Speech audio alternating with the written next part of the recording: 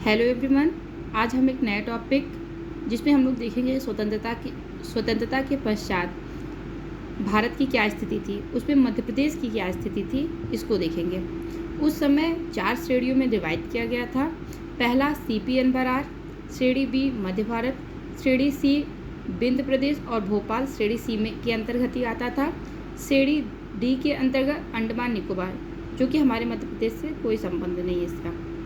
3 श्रेणियाँ A, B और C। हम लोग पहले श्रेणी A की बात करते हैं, CPN बरार, जिसकी राजधानी नागपुर थी। 1956 से पहले अगर मध्य प्रदेश की राजधानी पूछी जाएगी तो नागपुर ही थी। CP और बरार के अंदर कौन कौन से क्षेत्र शामिल थे? महाकौशल, विदर्भ, नागपुर, छत्तीसगढ़, बरार, दंडकारण्य, बुंदेलखंड का पूर्वी क्षेत्र।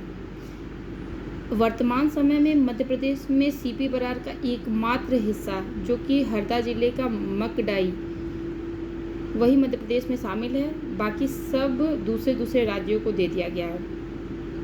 इस समय प्रथम मुख्यमंत्री पंडित रविशंकर शुक्ल जी थे और राज्यपाल राघवेंद्र राव जी थे। दूसरा श्रेणी मध्य भारत है, जिसकी राजधानी 2 थी। क्यों 2 राजधानियां बनानी पड़ी? क्योंकि इस समय दोनों क्षेत्र, ग्वालियर में सिंधियों का और इंदौर में होलकर का शासन था। दोनों ही प्रतापी थे, तो दोनों को ही बनाना पड़ता। तो इसीलिए ग्वालियर को 6.5 महीने के लिए और इंदौर को ग्रीष्म राजधानी 5.5 महीने के लिए बनाई गई थी। वर्तमान समय में मध्य प्रदेश में 25 रियासतें मिलाकर बनाई गई थी। राज प्रमुख के रूप में जीवाजीराव सिंधिया को रखा गया तथा उपराज प्रमुख के रूप में यशवंत राव होलकर को। विधानसभा जब बनी मोती महल के नाम पे, जो ग्वालियर में थी, उस समय जब बनी तो पहले CM लीलाधर जोशी थे, लेकिन जब मध्य प्रदेश का गठन हुआ 1956 को, उस समय अगर CM पूछा जाए तखतमल जैन जी थे। फिर हम लोग आते हैं श्रेणी C में, जिसमें विंध्य प्रदेश, जिसकी राजधानी रीवा तथा भोपाल। विंध्य प्रदेश बुंदेलखंड और बुंदेलखंड की 38 रियासतों को मिलाकर बनाया गया था।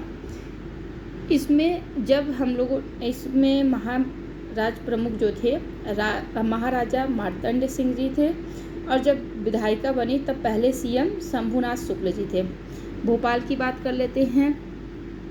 उस समय भोपाल में हमीदुल्ला जी का शासन था, लेकिन शंकर दयाल शर्मा के नेतृत्व में इसको विंध्य प्रदेश में शामिल कर लिया गया। इसकी राजधानी भोपाल ही थी। जब विधायिका 1952 में बना तो पहले CM के रूप में ही शंकर दयाल शर्मा जी आए। Thank you for watching this video. Next video में हम लोग देखेंगे कि 1956 में भारत के बाद मध्य प्रदेश का गठन कैसे कैसे हुआ, कितने जिले बने।